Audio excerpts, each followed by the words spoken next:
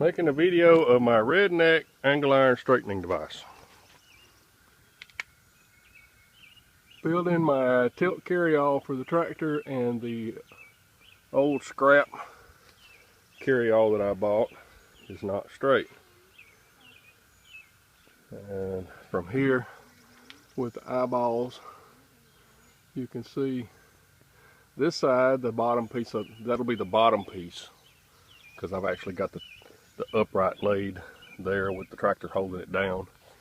You can see how bad out the piece on the other side that the chain is around leans in, and I actually put a square on it and it's off pretty bad. So here's what I'm going to do. Here's what I'm going to try. I have this chain, pretty good sized log chain, around that big old cedar tree. I have a ratchet binder. I have the chain around the top. We are going to see if we can use that ratchet binder as a come along to pull that and straighten it up. Actually, I can see it with my eye. I don't know if you'll be able to tell it on the video, but this one that's right in front of me right here right now is about an inch off out on the outside end. So I'm going to put the camera down using my 1955 Ford 850 tractor that weighs close to 4,000 pounds to hold that down, and we'll see if we can straighten this thing up. I should have took a picture up before I started. There's my square. See if I can get down here one time. Yeah, can't really tell it from this side. Anyway, I'm going to start cranking, see what happens. I'll let you know either way. I'll show you how I got this hooked up. Now that pin was just there to hold the chain up while I was hooking up. But I have all the slack chain in here, and I'm fixing to start cranking on that ratchet. And that'll make that thing pull tight, and hopefully it'll pull enough with the length of those pins or the shafts on that ratchet binder to pull that up. So we'll see. Just showing you the hookup. Now let's start cranking. Well, we've cranked all of the adjustment out of the ratchet binder. Had too much slack in the chain. It's got it pulled back straight, but when I let the slack off, it's going to go back. It's going to spring back, because I need to be able to pull it past so that the spring back will bring it back level. So I'm going to take this loose, see if I can make some adjustments in the chain, get a little bit more of a bite on the binder, and try again. Okay, I've moved it up. Another thing I've done is made sure that I have stretched those as far as they would stretch, and I've got about 3 more bites of links on the chain. So we're going to try again. Here we go. Well, okay, here's where we are now. It looks like I had enough on there. As you can see, I pulled it down straight, but I'm going to have to take it all back loose, pull the tractor up, and back it up on the outside edge out here to actually hold it down, because instead of pulling that, it's picking it up. So yeah, that didn't work. All right, time for attempt number 4. We'll be back. Okay, here's this attempt. We have it all the way up, and looking at this now, I think you can tell I'm trying to line up as straight as I can, but looking at it, it is now pulled about an inch past the other one, but I don't know if it's not going to just spring back when I let it go. And as you can see, or maybe you can't see, even with the weight of that tractor sitting on it, it has lifted it up off the ground.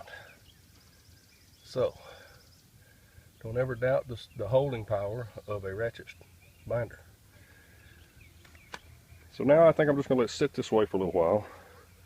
I may go get the torch and heat that a little bit while it's sitting there. See if I can get it to I don't want to stay in this position. I want it to come back straight, but I know when I let it go, it's going to go back to what it was before. Although maybe I should just try it and see. Anyway, got to go wipe the sweat out of my eyes. This Georgia humidity is up today. Let it sit like this for a little while, and I'll come back and let it loose and put the square on it and see if it changed it any. See ya. Okay, I'm back. What I've done is I've let it sit for a few minutes, but I've actually also pulled the tractor to where it is sitting square on that piece and forced it to go back down. And you can't really tell it, but it is a good bit past it. So I'm going to go ahead and crank this off of here until the chain is slack and put the square back on it. It probably ain't going to take much to find out that that didn't work. If it didn't, then I'm going to crank it back tight, get the torch, see if I can heat it. Alright, let's see what we got here. If that did anything whatsoever. Actually, it did pull it a little bit closer than what it was a while ago. My issue with that is that with my carry-all box, it's got to be able to sit down square on there for it to dump right. So, yeah, I don't think it changed it that much. So, I'm going to crank it back up tight. We'll get the torch and heat it and see if that'll, once I got it in position, see if that'll help it stay a little bit better. Back up where I can see it to eyeball it. See if it really did change it any at all. Well, yeah, it did really. You can't really tell it from here, but eyeballing it, it's about half what it was a while ago, so that almost worked. If I had a little bit longer pins or shafts on that binder, that would have worked. So we're going to crank it back up tight, heat it, and see if we can get it to pull into position and stay in position. See ya. Okay, I'm back. Here's what I have done. As you can see, maybe, yeah, the metal is discolored because with all this tension on it, I heated it to a nice red glow to see if that would give enough molecular change to that metal for it to hold the position that I have it in now. And it's pretty close to where I want it, so I'm not going to let the tension off of it until it cools completely. I could squelch it or quench it or whatever you call it with water, but that would require me walking over there and dragging a hose over here, and I'd rather just